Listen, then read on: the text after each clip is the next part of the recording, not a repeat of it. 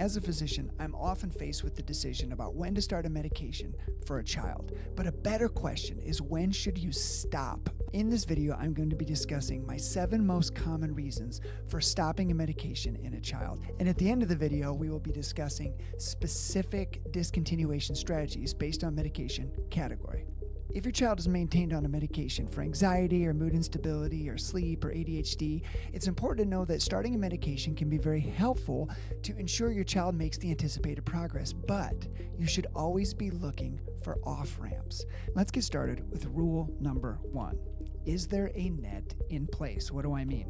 Well, when you're going to discontinue a medication, you want to make sure that as you do this, that there are systems and strategies in place to make sure the child continues on the appropriate path. Okay, nobody wants them falling off of the playground equipment and breaking their face. Nobody wants them to move away from the success that they've had thus far in school and in their social environments and in their life. And so if there are strategies in place, which can include counseling options for individuals who have been struggling with anxiety or are treated with anxiety medications, are they in weekly counseling? Are they getting therapies and services through their IEP supports at school? Are there people around them to ensure that they're talking through the necessary steps to make progress and to watch for times when they may be going backwards and may need a reinitiation of medications?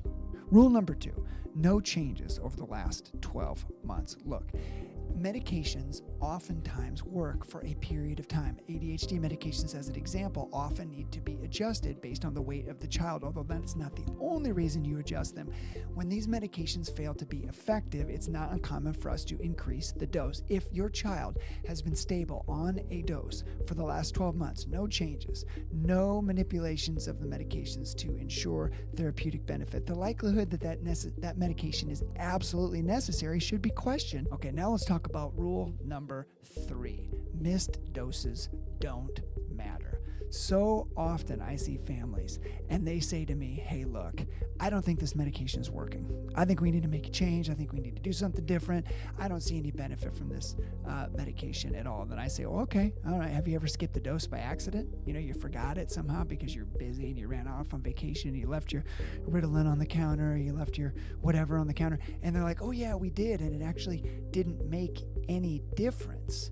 That's a great indicator that the medication may not prove to be effective. Now, of course, this depends on which type of medication that you've missed, right? An example here would be an ADHD medicine. If your child's on an Adderall or a Concerta or a Ritalin or a Vyvanse and they've skipped the dose by accident, okay, it wasn't on purpose, but you skipped the dose and there was no discernible difference from baseline when the child is taking the medicine or not taking the medicine, the likelihood that that medication is super beneficial is very low. And if their baseline is acceptable off of the medicine, maybe think about stopping it. Rule number 4. You can't fall off the floor.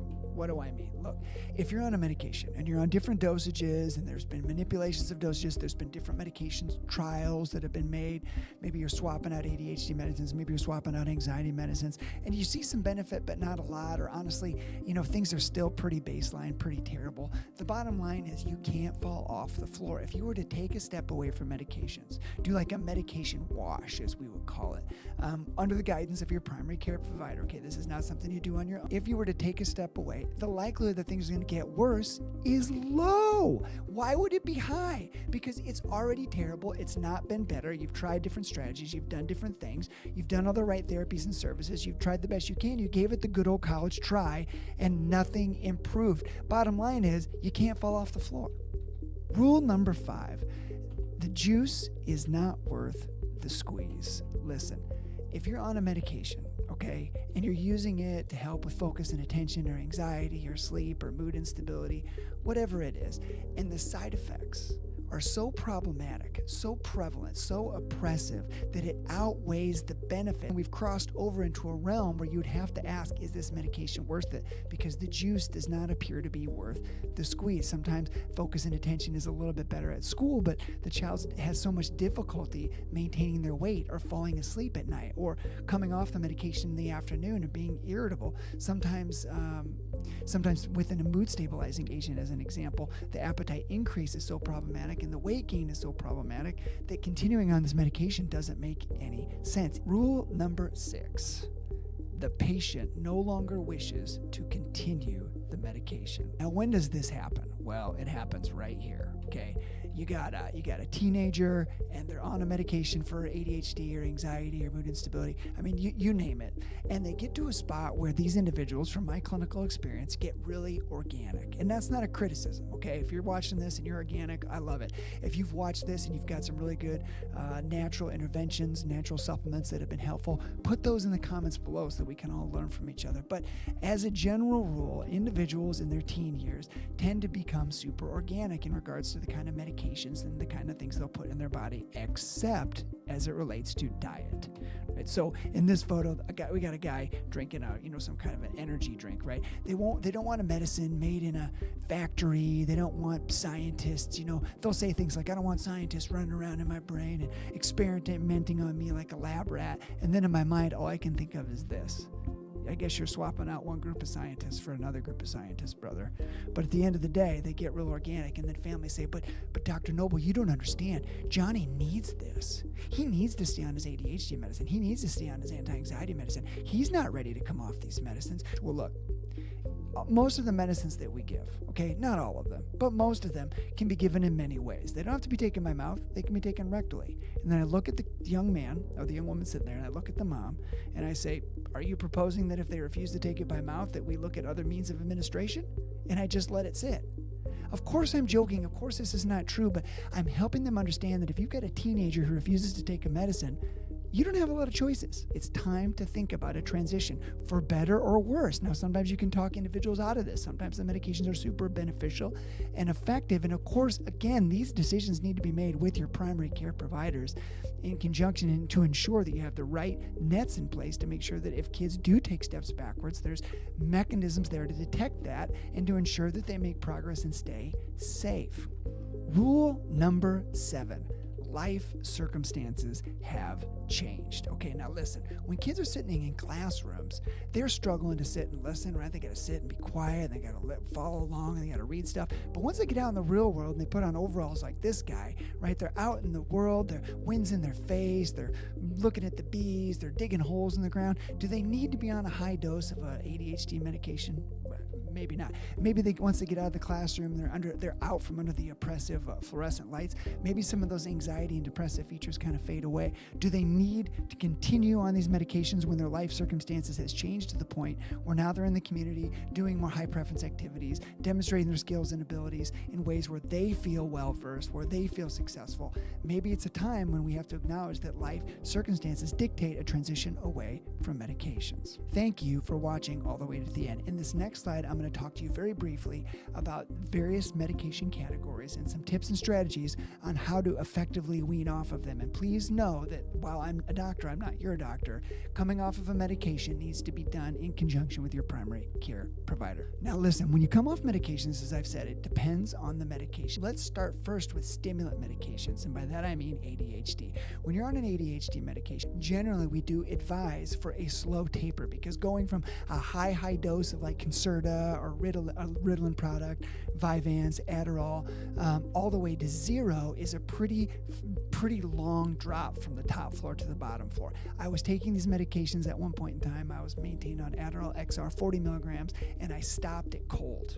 Okay, I just stopped it cold, and I will tell you that over a 7 to 10 day period, I slept maybe 12 or 14 hours a day. I got really depressed. Everything was gray. It was not a good look. It was not something that you want to just stop cold. So an example would be to come off these medications a little more slowly. So if you're on a high dose, or if you're on the highest dose of a stimulant medication, please know that you might want to pick a middle dose. So an example would be Ritalin LA, from Ritalin LA 40 to Ritalin LA 20. You might want to pick a middle dose to be maintained on that for a week or two, and then you might want to pick a dose that's half of that for a week or two before you discontinue. Please don't just stop a stimulant medication for ADHD unless, of course, you're on a very low dose, a 5 milligram twice daily dose, a 10 milligram twice daily dose. There's not a lot of doses beneath those doses for you to go down to, but as a general rule, you're going to want to come off those medications a little more slowly over several weeks.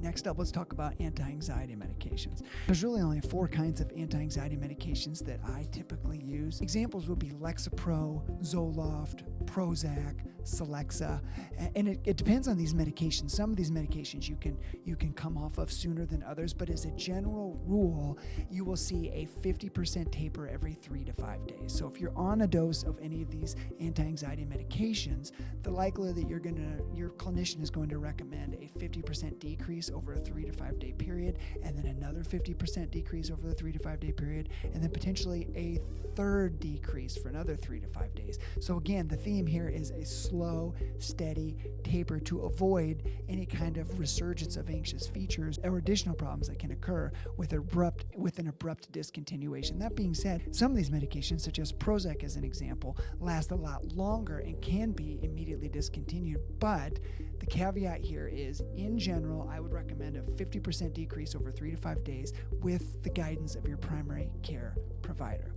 Next up, let's talk about alpha agonists. And these are medications like clonidine or 10X, and we typically use these medications to help individuals to initiate sleep onset. They're not great medicines to keep kids asleep. They help kids fall asleep in a timely manner within 30 to 60 minutes of taking the medication. We use these most commonly in conjunction with ADHD medicines, which can make sleep onset very difficult. In order to come off an alpha agonist like 10X or clonidine, typically you're going to decrease those dosages by 50% every 3 to 4 days. Slow, steady taper. Those are blood pressure medicines, so you don't want to discontinue those abruptly or you'll struggle with things like rebound hypertension, just terrible headaches. Again, slow, steady taper is the general rule. And then lastly, let's talk about mood stabilizers, which are typically used for things like aggression or irritability. There are several different mood stabilizers to choose from. In the developmental behavioral clinic, we typically use Risperdal, Abilify, Geodon, Seroquel, Zyprexa, among others.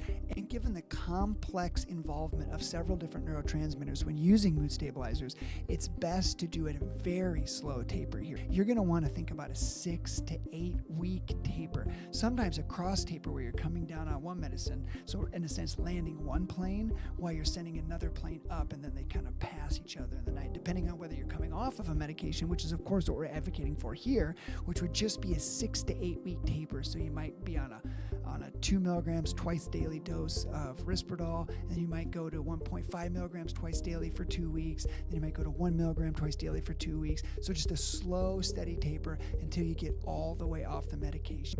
And most importantly, we should always understand that no medication is truly the best situation. I didn't spend all of my 20s and half of my 30s getting all these medical degrees so that I can just put kids on medicines. Ideally, if a child goes on a medicine, we want to get them off of that medicine as soon as possible. So of course, the best scenario is no medication at all. Thanks for watching. More videos to come.